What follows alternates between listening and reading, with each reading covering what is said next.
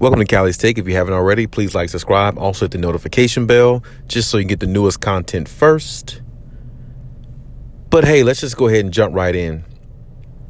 You know, the Clippers, up until the other night against the Dallas Mavericks, when Kawhi had his best game this season, they were on a 5-6 game losing streak. And the problem that I was seeing with the team was a lot of, lack of energy for the most part on both ends of the floor, and not enough communicating and, of things of that nature that can make them a dominant team, which a lot of people look at them as. So, of course, I've been hearing more about trades and things like that. And I've been talking about trades that I've been seeing in certain reports and everything like that you've heard me speak about in other videos. And, the trade news in regards to the Clippers, right now it's still pretty much the same names out there. Miles Turner is out there, Bojan Bogdanovic, Jakob Poeltl, what I'm saying? It's still the same trade names, but the question you have to ask is the Clippers going to pull the trigger on the trade? Because when you look at this roster, they have all the pieces that they need to win a championship.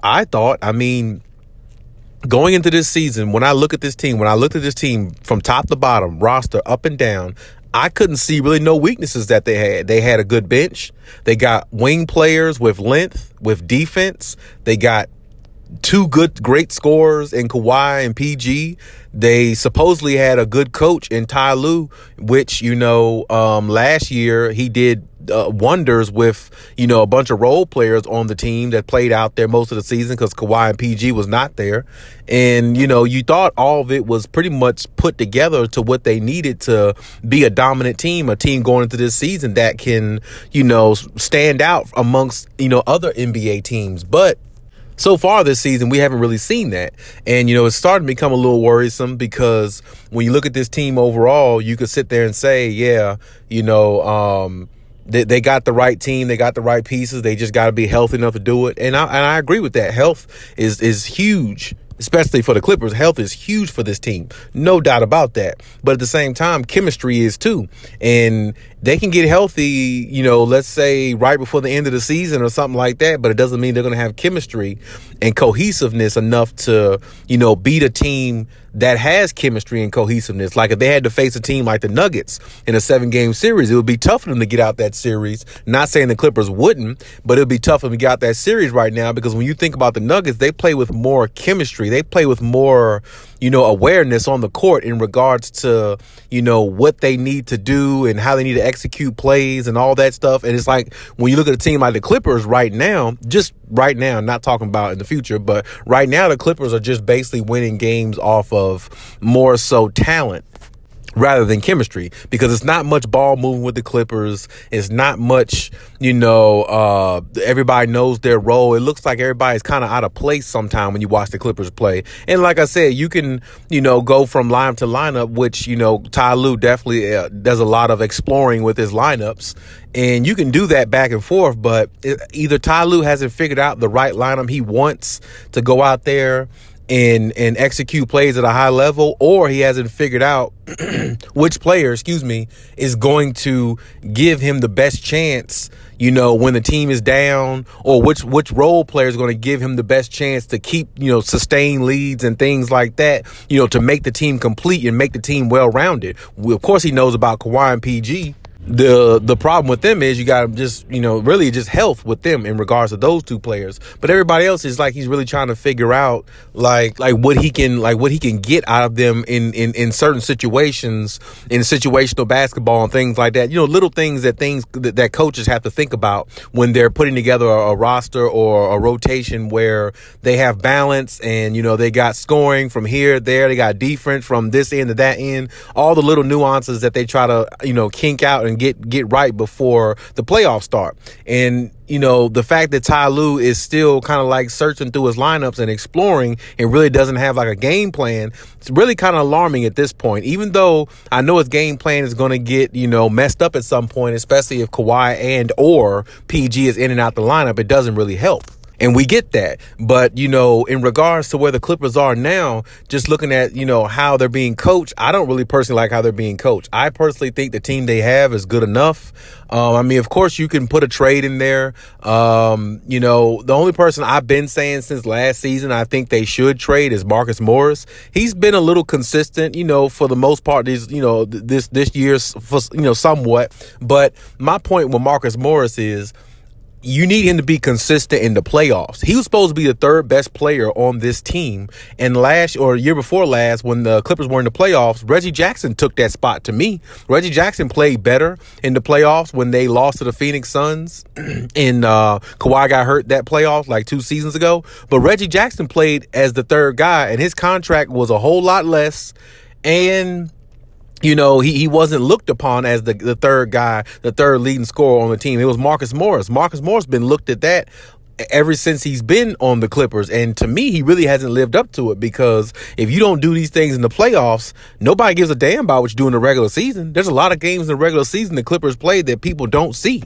And there's a lot of, games that people do see from the Clippers, but the main two people they pay attention to stat-wise more than anybody is Kawhi and PG. And it just kind of trickles down from there. But when you look at Marcus Morris' stats, throughout these several seasons he's been with the Clippers, it's decent. It's not bad. It's good, but it's not good in the playoffs, because if they had his expertise in the playoffs along with the other players they have, I think they would have went, they might have went to a finals by now. You know what I'm saying? They definitely might have went that year when they lost to Phoenix, without Kawhi Leonard. They got more contribution out of him and, in the other series and stuff like that. But my point is, what Marcus Morris you're going to have show up in the playoff? We don't know. And that's always been a question with Marcus Morris, at least since with the Clippers. So my point is, if anybody need to trade, I definitely think they need to trade him, and I would definitely go after Bogdanovich on the Detroit Pistons. Bogdanovich is really good. He can stretch the floor. He's a good shooter. He doesn't mind getting his hands dirty on defense. He's very gritty kinda. And you know what? He's one of those type players where you can count on him to do what he does best. He's a good, solid role player. If he gives you 15 a night or 16 a night, you can pretty much count on that consistently all the time. He's just one of those type players, and he's a really good foreign player, and I think he will fit with the Clippers very well, and I feel like the Clippers can definitely use somebody like that. They may lose some defense if they let go of Marcus Morris, but as I said before, they got so many wing players, it really doesn't matter.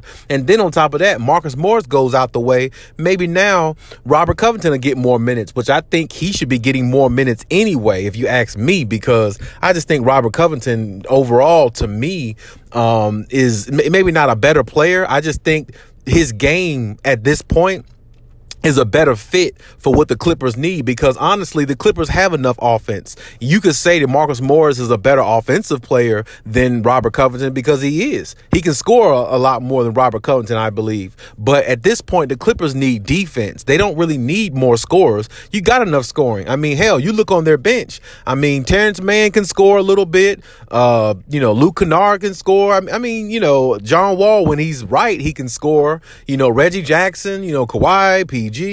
Honestly, they got enough scoring. They really do. Norman Powell, gracious. He's a walking bucket himself. He can drop 30 any night. So it's like, when you think about their team and what they're built of, they got plenty of scoring. Scoring is not their issue. Their issue is defensively stopping other teams when it's time to. You can't have a 20-point lead late third quarter going into the fourth quarter and blow a game like that against a team like the Philadelphia 76ers, who is a good team, but you're supposed to be a better team because you got a lot more than what they have. And on top of that, they don't even have Tyrese Maxey. You know what I'm saying? So it's like they're missing a piece or two of theirs.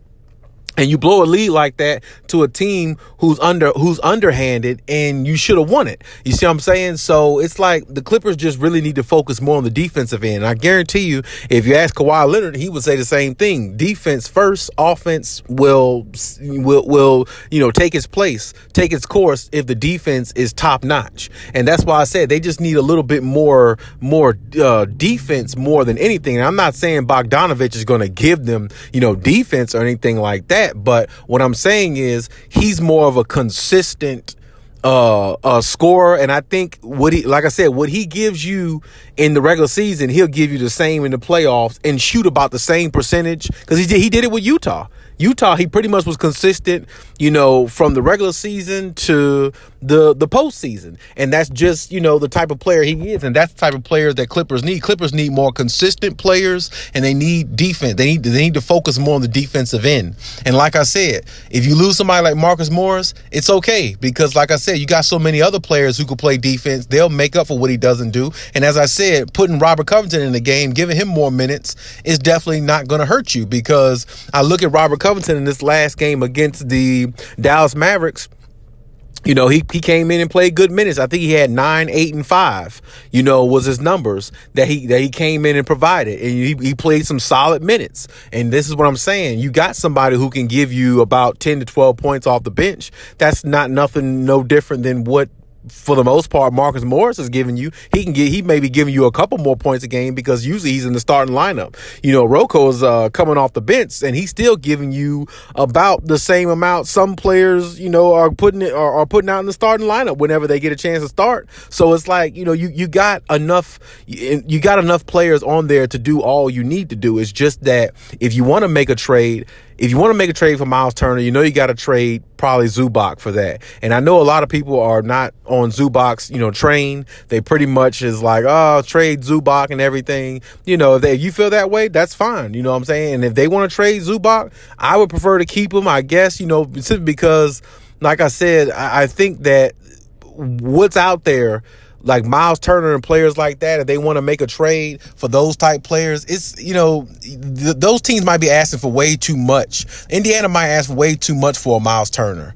You know what I'm saying? They might ask for way too much. Now, Detroit, I don't know if they would ask a lot for Bogdanovich. They might, but I don't really think they will. So to me, that's more of a feasible, trade that the Clippers can make, where they don't have to give up so much to get a player like him. Because honestly, the one thing the Clippers have over other teams is depth. And if they take away some of their depth, that's going to make them susceptible to lose more rather than win. So, I mean, that's what makes you a different type team. That's what makes you a team that a lot of people look at that can win a championship, because you got so much talent all around every position, just about, maybe besides the center position. But for the most part, every other position, you're talented all the way around. So that's the reason why the Clippers are projected to win the whole thing, because of all the talent they have. They give away too much of their talent, it's not really going to benefit them. And a lot of people may not see it that way, but that's true. So like I said, if they want to make a trade, I wouldn't trade too much.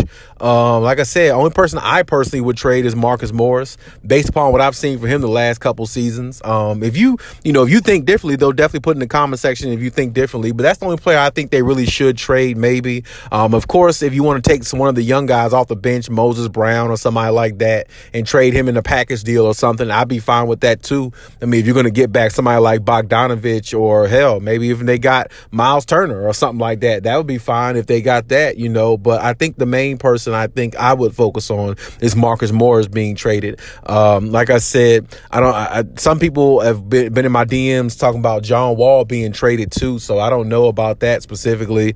I think they definitely might want to try to keep John Wall, because they're going to need that point guard, wisdom. And I know John Wall has some left. I just don't know how much John Wall has left. And the more and more I think John Wall playing with Kawhi Leonard, I think his basketball IQ goes up a lot more playing with somebody like that. I think everybody's does, because Kawhi is just one of those, one of a kind type players, and he's a champion, he's a winner, and he knows what it takes to win. So playing with somebody like him can make John Wall play a lot better in the playoffs. And like I said, understanding what's his role a lot more and execute his role at a higher level, playing with a championship caliber player like that, in which he's never played with before, because he played for the Wizards and he played for the Houston Rockets, which is basically a no-show, those two teams. But either way, I want to see what the Clippers are going to do if a trade is going to be made. Like I said, if it's going to be made, got to pull the trigger now, because teams are definitely looking after those players. And the Clippers, if they're going to make a trade, they better hurry up and make it now, because if they have to stick with this team, I still think they'll be fine. I just think that if Marcus Morris is going to get the bulk of the minutes, they're going to have to find a way to, maybe get that same consistency out of him in the playoffs, because that's my only thing of Marcus Morris. The reason why I say trade him, because in the playoffs, I just don't see the consistency of what I feel like he should be giving the Clippers based upon the $60 million he got paid for to do this job. I just don't see it. So, I mean, we're going to have to see what happens, if they don't decide to make a trade. But, hey, let's see what happens, and we'll just go from there. But hey, that's my take on everything. Leave any comments in the comment section. Check my other videos if you haven't. And hey, till next time.